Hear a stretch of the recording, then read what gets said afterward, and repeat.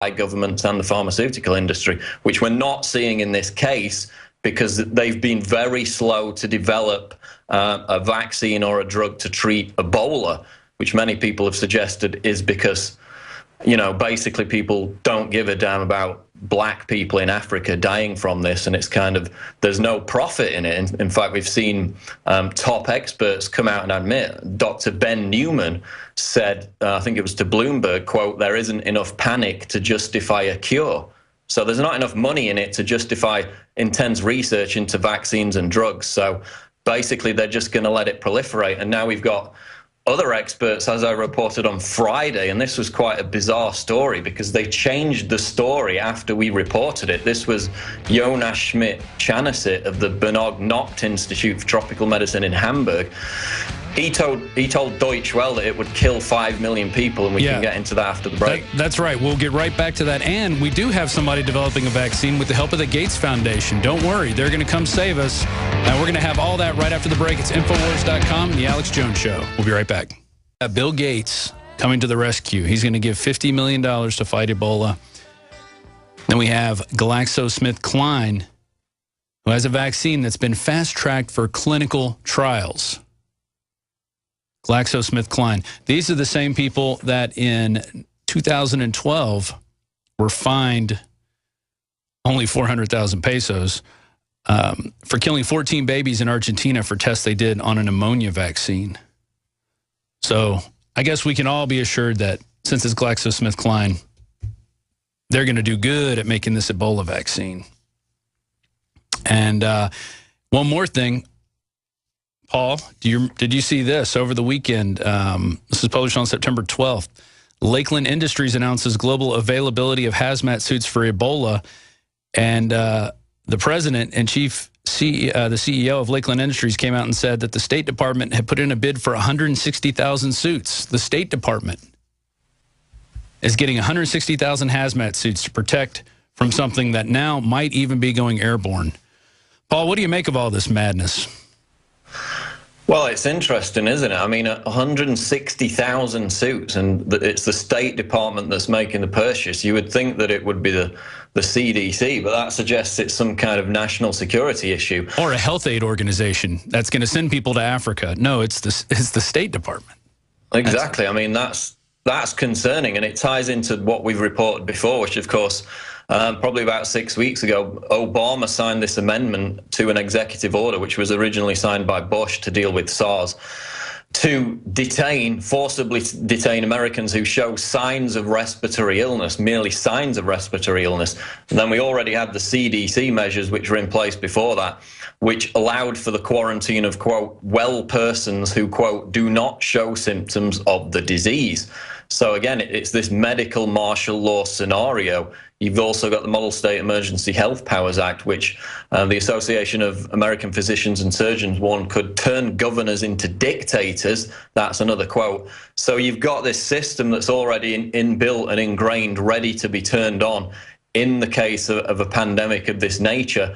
And yeah, that's of concern. The State Department buying 160,000 hazmat suits with this Ebola virus raging, with speculation that it may have gone airborne.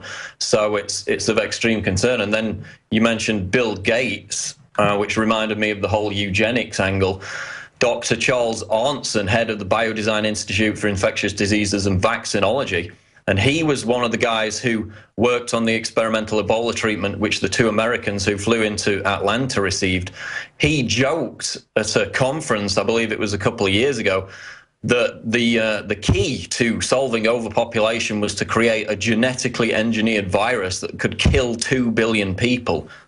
And these are the people that are creating the very vaccines which are going to be doled out to people if this hysteria gets any bigger. And he's joking about, oh, we need a genetically engineered virus to kill 2 billion people to solve overpopulation, which we know is a complete statistical lie if you actually delve down into the figures. Right. And Bill Gates is Paul, before you keep going, Bill Gates has gone on television with TED TV, putting his little equation up there that says one of these things has to go to zero.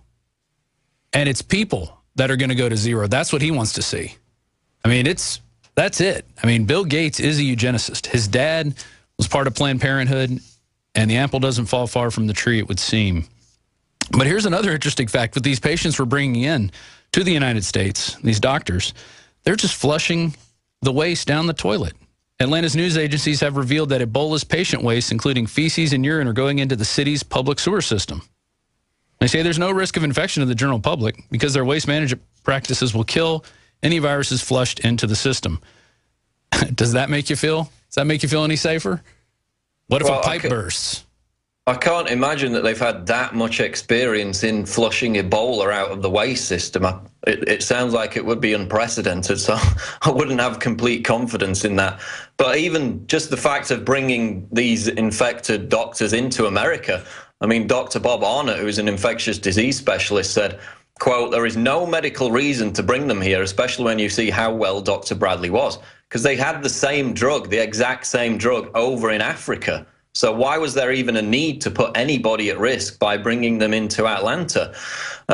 Some of the speculation was centered around the fact that the CDC had a patent on a strain of Ebola and a vaccine already ready for it. So that was why they were bringing them into the country. I'm not sure about that, but even the top infectious disease specialists have questioned why they need to bring them into America in the first place when you can treat them with the exact same drug in Africa. Remember, SARS patients were brought into Canada from Asia in 2003, and they ended up infecting 400 people and killing 44 people as a result because they brought them into the country when it wasn't necessary. So it really doesn't make a lot of sense.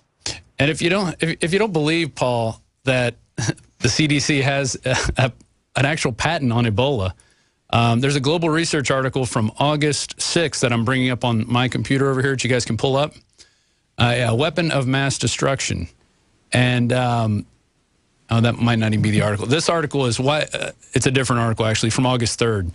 And why do the U.S. Centers for Disease Control own a patent on Ebola? And it's called Ebola Bun. And I'm even going to give you the patent number. If you don't believe me, it's CA2741523A1.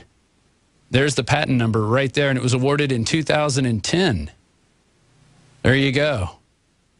Very interesting. So the CDC owns the patent on it. Maybe they wanted to see if this was their strain of Ebola that's out there. And another thing people don't seem to be too concerned about it. If they decide to crack down and round people up and do this with, grabbing, it's like this. When I was in Chicago, we were accompanying the National Guard who were doing hazmat, recovery, rescue operations for a biological pandemic that had happened. They were also going after gun owners, which they were calling terrorists. But they were going after these people, and one of the exercises they had was taking place at a sports stadium. And there are sports stadiums all over the country. You got high school, you got college, you got professional.